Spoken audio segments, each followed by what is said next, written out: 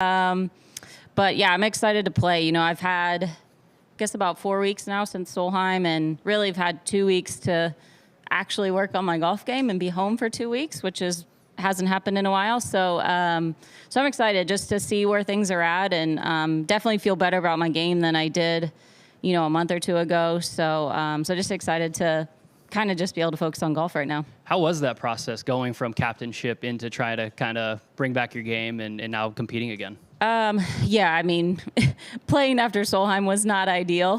Game was definitely not there. But just more, I needed rest. I needed some time. That week really took a lot out of me, physically and mentally. And so just needed some time. And I figured I hadn't been home for a full week since like July. So just needed to unpack the bags and be settled for a little bit. Absolutely. And then, while we're on the topic of Solheim, we've had a couple of weeks to reflect on that experience. Just what have been some of the bigger takeaways from that week? Oh man, there were a lot. I mean, as a captain, it's exhausting. I thought it was hard as a player, but it is exhausting as a captain.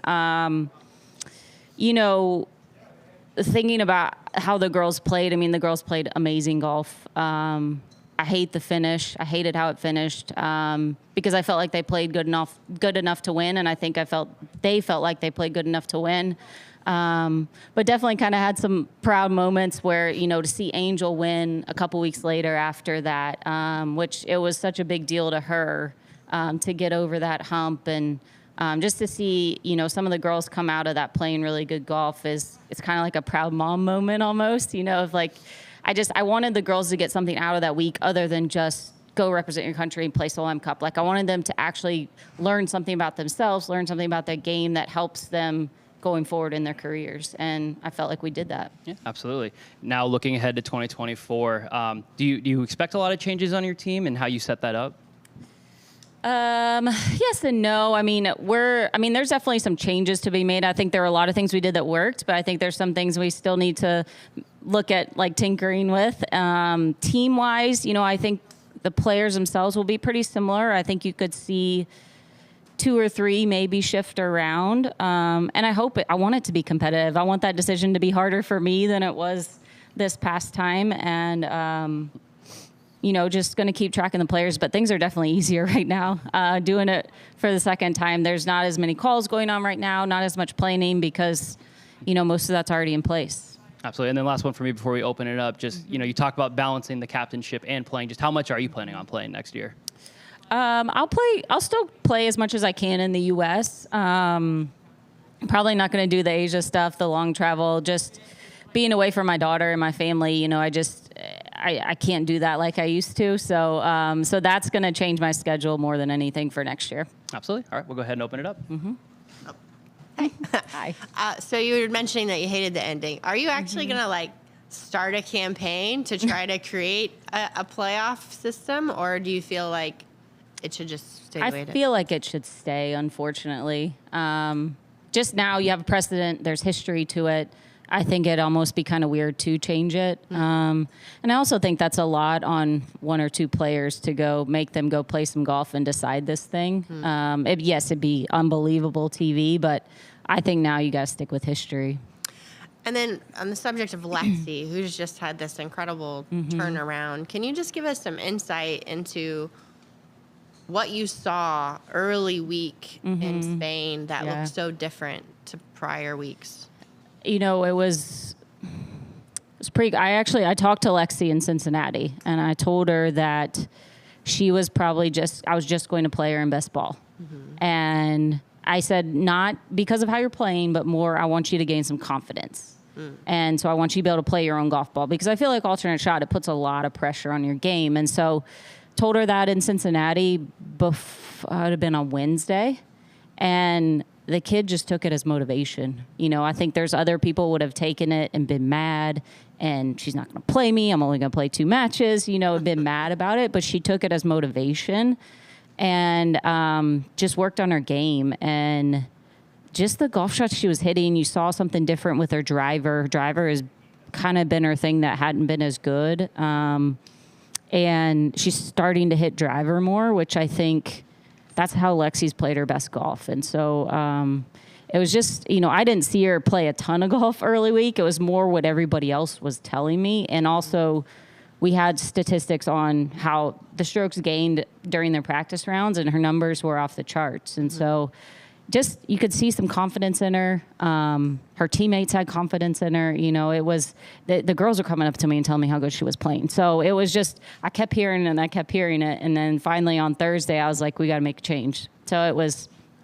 Thursday afternoon with, what did they have, 3 or 4 holes left in their practice round. I went to her and Megan and said, hey, can you guys figure out golf balls for alternate shot? And they said, sure, no problem.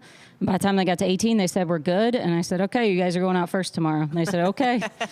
And that's literally how it all happened. It happened within a span of an hour. And truthfully, it fired the team up. When I went in that team room and told everybody that Lexi and Megan were going first, I can't tell you the words that were said, but everybody was fired up and ready to go. And then there's one last one on Lexi.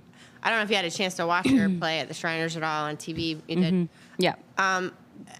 Obviously that was the 69 in the second round. A lot of positive energy from the men out there. How do you think she can carry that momentum into a week like this week? I hated, all the people that said she was going to play poorly or why is this happening. I knew she was going to go out there and play fine. I mean, you're playing in the desert where the ball goes further anyway. And on a golf course that forced her to hit driver a lot, which I think is good for her, because a lot of golf courses we play, she can't hit driver on. So it takes that aggressiveness out of her. So I wasn't surprised to see her play well. I wish she would have made the cut. I think that would have been such a cool thing for her. But just, just seeing herself hit good golf shots under pressure. I'll tell you this about her statistics is her putting has actually been really, really good, and her ball striking had been the thing that had been holding her back. So ball striking numbers are getting better. The putting's already been better, and then that's how this good golf comes from. So, I mean, we could see it. You could see it coming. And so I don't know. I hope she can just learn from that moment and that stay aggressive with driver, even on some of these shorter golf courses. Thank you. Stacy, you have a unique opportunity with the back-to-back Solheim Cups. As you look back at the last month or so, are there already things you want to tweak a little, or did you feel really comfortable with the formula you had? Felt very comfortable. I was very happy with the way things went. As far inside the team room, there's definitely some little things we'll kind of clean up and change. I still got to get, I thought we did a very good job in alternate shot as far as the way the girls played, but we got to work on best ball a little bit. That's still something I think we got to work on. But yeah, the formula was there. The statistics work. I know I talked about it like crazy, but it worked and it was right. And it provided a lot of guidance for me to trust my gut, to trust what I know about these players. That was the hardest thing for me that week, was just to really keep trusting my gut and trusting everything we had worked on. Because it was easy to say, oh, so-and-so maybe didn't have a great day today. Should we sit them? And it's like, no, we're going to stick to our plan. And we did that. The 4-ball is stuff you do every day. Is that you think you might have to work on foursomes, for instance? But yeah, how do you work on that? As far as, is it a pairings thing? Yeah, it's a pairings, but it's also a mentality. I think the girls have to understand. We need them to go play the way they always play, and not try to say, oh, let's keep it safe and keep 2 balls in play. It's like, no, I want you to play aggressive. I want you to go out there and make birdies. And I think, too, if you look at the makeup of the 2 teams, especially in 23, the Europeans were probably better in the 4-ball format, and we were better in foursomes, just on makeup of players and style of play. Right. So I think that was also part of the switch there, I think, in the points. And I'd ask you one finally on your take on Gainbridge backing this parity week, where there's 3 events, there's almost $13 million, I think, in purses. You've spoken about this at KPMG before. What's your thought on what they've done this week? I think it's tremendous. These big events like this, they push our other events to raise the bar. And, our goal let's see, we had a meeting last night. I mean, the number of events we have over $3 million that aren't majors compared to 2 years ago. I mean, I think we're over double where we were 2 years ago. So, so events like this, they raise the bar, and it's a great week leading into CME to an even bigger purse, an even bigger stage. So, women's golf is moving in the right direction. It's just, we need more people like this to continue to step up. Before we continue on to ANNIKA and Pelican and all that, I got one more Solheim question for you. Just as the season, is whittling down, you're looking ahead to 2024. Do you have an idea of when you're going to start looking to solidify the team? Yeah, so we've talked, and we'll do the points. We'll cut off after the AIG Women's Open, and we'll do picks as well after that. We've got to figure out, obviously, how and where we'll make the picks. But it'll be, we have 2 weeks in between basically that and Solheim Cup. So give us enough time to get everything ready and include a major in there too. Perfect. All right. Obviously, a lot has been made this week about the namesake of this tournament. In a broader sense, how important is it for the LPGA to maybe have its own version of an Arnold Palmer Invitational or a Byron Nelson or to honor their legends? Yeah. I mean, I think it's important to have history involved in the current game. I think it's important for these girls to know the players that have come before them. I mean, and fortunately, everybody knows ANNIKA. She has so many junior events, college events now, that a lot of these girls that are, a couple of years on tour, they've met ANNIKA multiple times and they know her. So, I mean, I wish we had more of them, to be honest, because I think there's a lot of players that played even before ANNIKA that we probably haven't done a good job of honoring. So while I like this week, I think there needs to be more of it. There was once a tournament for Betsy King. There was once one for Nancy Lopez. I think Kathy Whitworth, even though it wasn't named after her. Right.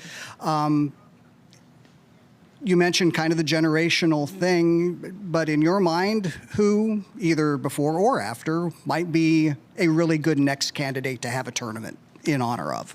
I mean, you could pick a lot of them. I mean, Julie's probably the first person that comes to mind. She'd be a great host for an event.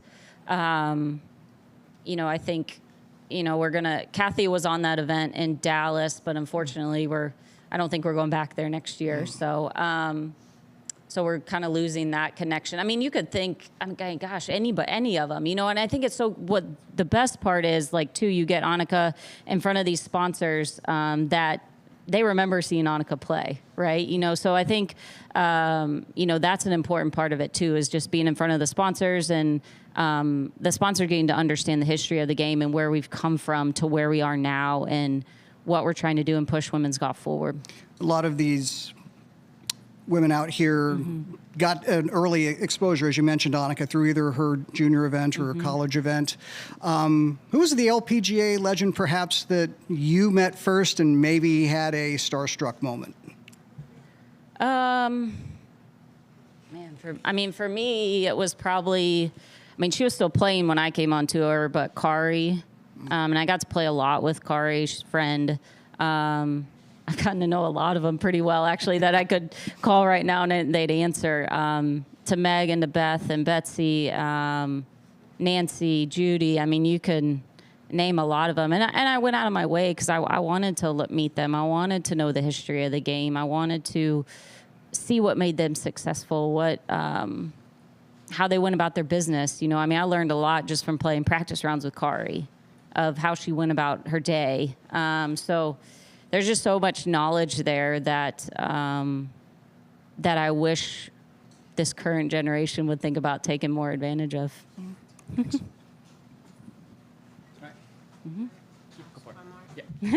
What do you think it is about this golf course, besides the grass, that suits Nelly and Lexi so well? Well, Bermuda grass, number one. I learned that from Solheim Cup. I think it's the length of the golf course more than anything, because there's some holes that, especially when it's windy, that are into the wind that are very long that they can take advantage of, and they can carry some cross bunkers and things like that. and also the height that they hit it. They hit it high, which is a lot of these elevated greens, which is you wouldn't think is good in the wind, but on this golf course, it is good. But I think a lot of it's just the familiarity of growing up on this grass. The surrounds of these greens are very tricky. So my husband, their SEC championship is coming here next April. And so my husband was asking what type of shots they could work on and to help get his team ready. And he wanted to know, how they could simulate this golf course at home. And I was like, you can't get grass this tight in Texas. So, so I don't know how they're going to practice it. So it's really, to me, it's the surrounds of the greens is what makes this place so tough. Thank you. And then we just have one more over the Zoom. Alex, if you want to go ahead and unmute yourself, go ahead and ask. Hey, Stacy, can you hear me? I can. Hey, Stacy, it's Alex with the Course Life podcast. I interviewed you at the top of the year at the PGA show. How are you? I'm good, thank you. Very good. It's great to have you here this week at the event. I know from the time we spoke at the top of the year to now, it's been quite a whirlwind of a year for you. I think you're finally going to have a moment to maybe decompress before we rev up the engine for 2024 Solheim Cup season. But what are the off-season and holiday plans looking like for you and the family? Yes, things have slowed down tremendously, which is great.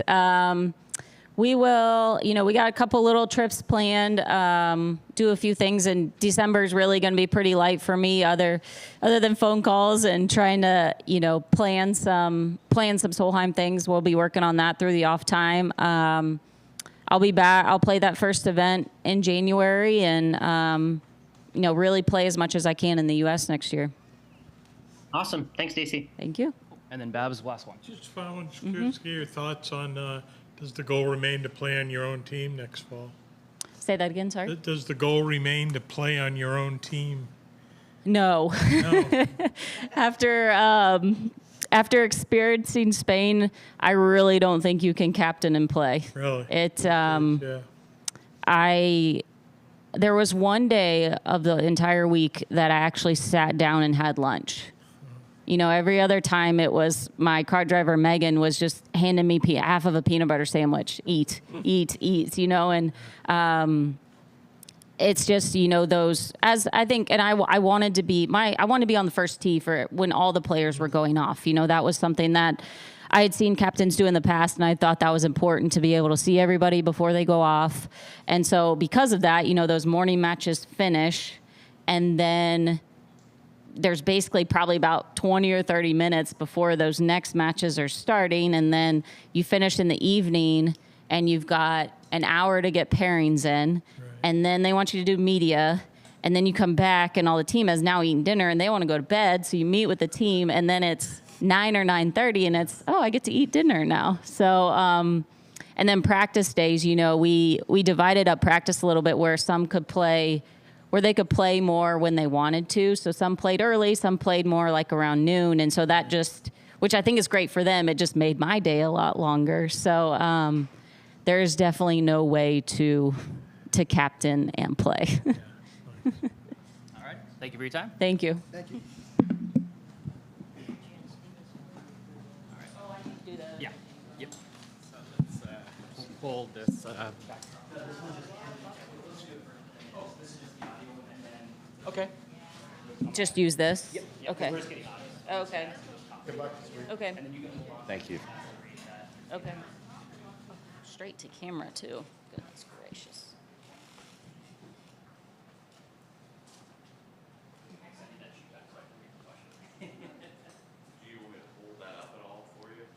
Well, we're doing the questions right now, which is just audio, right? So we don't need to worry about